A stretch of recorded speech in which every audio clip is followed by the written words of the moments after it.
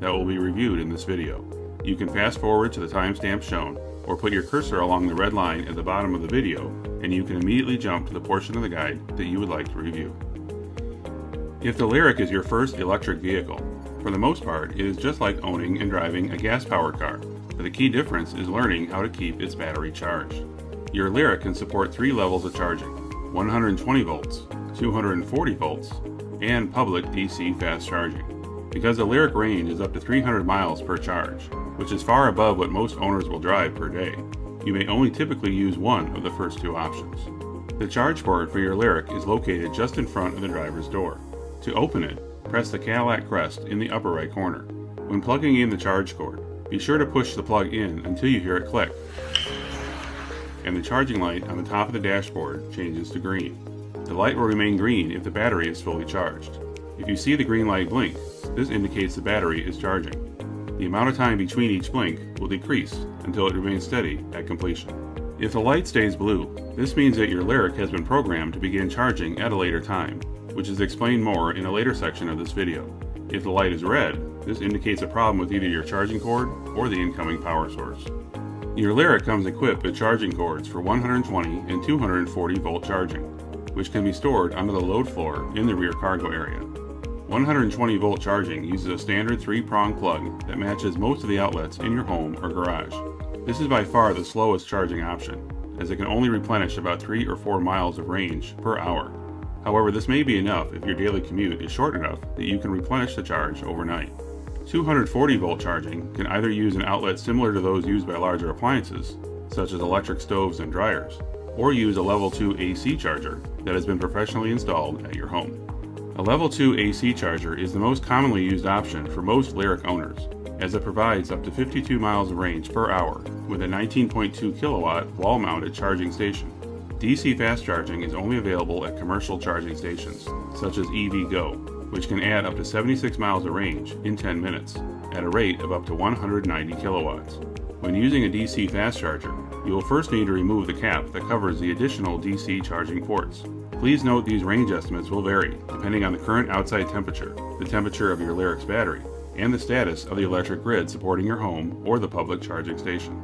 Lyriq also offers you choices for when charging is active to take advantage of lower electricity rates during overnight hours. From the infotainment home screen, select the charging option. Here you can instruct your Lyriq to begin charging as soon as it's plugged in, or to delay the start time. You can set up a daily schedule for how much charge is needed by a specific time, so that the full charge you need is available at the exact time you need it. Using the rotary control on the right, you can see how many miles you will gain based on the percentage of battery charge. Please note that although it may seem natural to always set your Lyriq to charge to 100%, you may find it more efficient to only have it charge up to 80%. There are 2 reasons for this. The first is that after your Lyriq reaches a charge of 80%, the charge rate begins to slow down, so that last 20% could potentially take as long to achieve as the first 80%. The second reason is that this unused space in the battery can be used as a reserve for any additional energy returned by regenerative braking, which is the focus of the next topic. A significant advantage that electric vehicles have over gas vehicles is that you can gain additional energy by using a feature called regenerative braking. Regenerative braking provides additional range to the battery by using the electric motor to decelerate the vehicle. Your Lyriq offers 2 types of regenerative braking: one-pedal driving and regen on demand. One-pedal driving will slow your vehicle down when you take your foot off the accelerator, whereas regen on demand uses a paddle behind the left side of your steering wheel to slow the vehicle down. Both options use the electric motor to slow the vehicle down and redirects the kinetic energy dissipated back into the battery to add more range. Note that the brake pedal can always be used to stop the vehicle, in conjunction with either regenerative braking option. When turning on one-pedal driving for the first time, you will first want to configure it to your preference. Select controls from the infotainment screen. You may need to swipe left or right to see the controls icon. From there, choose Drive and Park, and then one-pedal driving. Here you are given 3 options: off, on, and high. Selecting on will engage moderate regenerative braking when you lift your foot off the accelerator, whereas high will apply more forceful braking.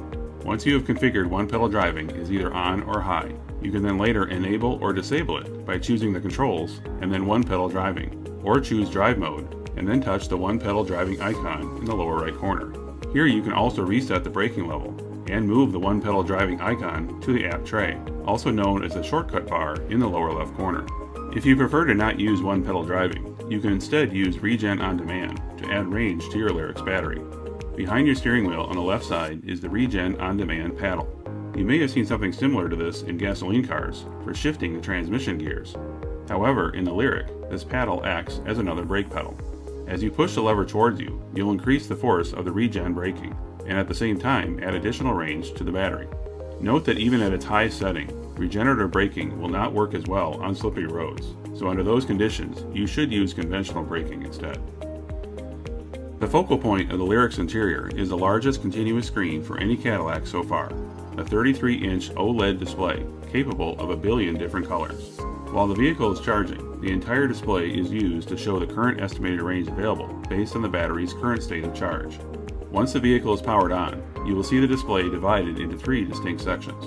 The portions of the screen to the left and right of the steering wheel are touchscreens, and the portion to the right can also be controlled via this multi-function control wheel, or MFC.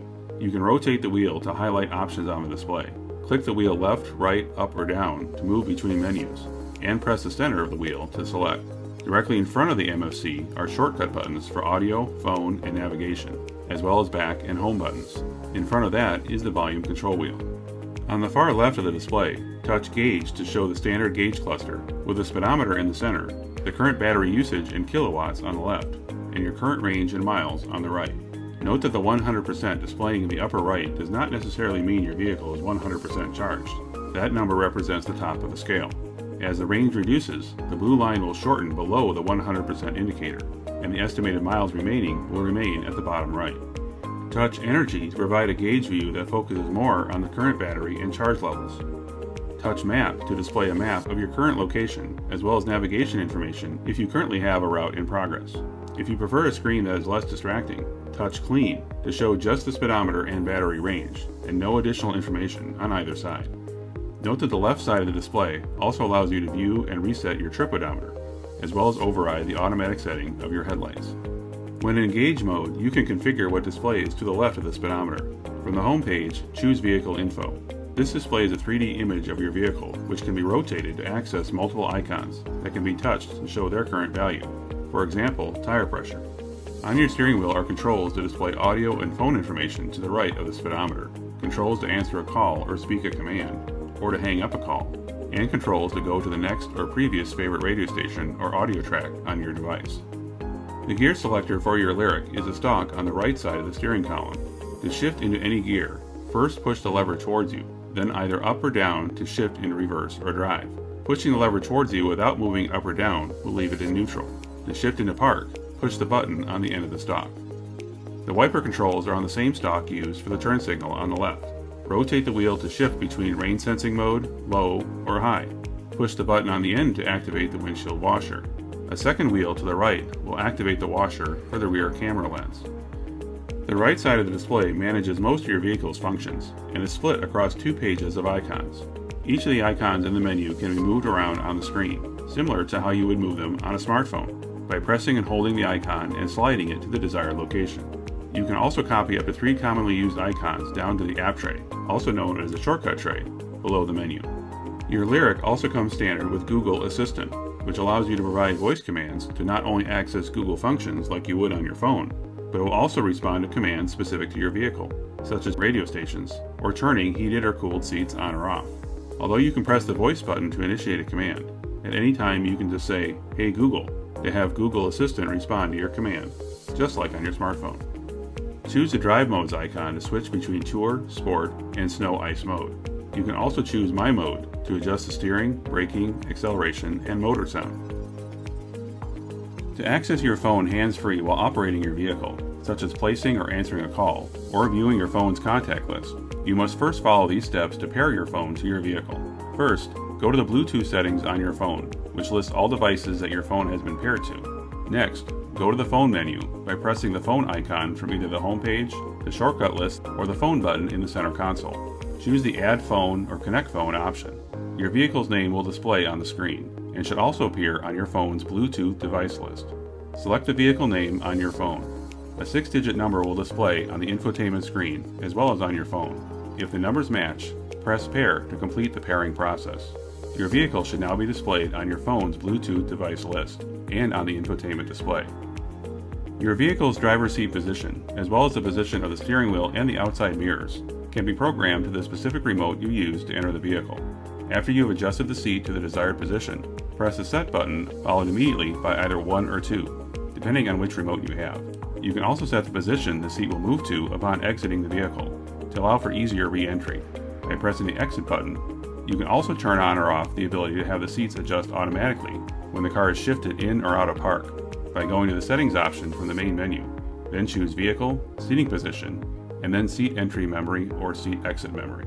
There are still many other details of the Lyriq that wasn't included here, so be sure to take the time to review your owner's manual. You can also reach out to your product specialist at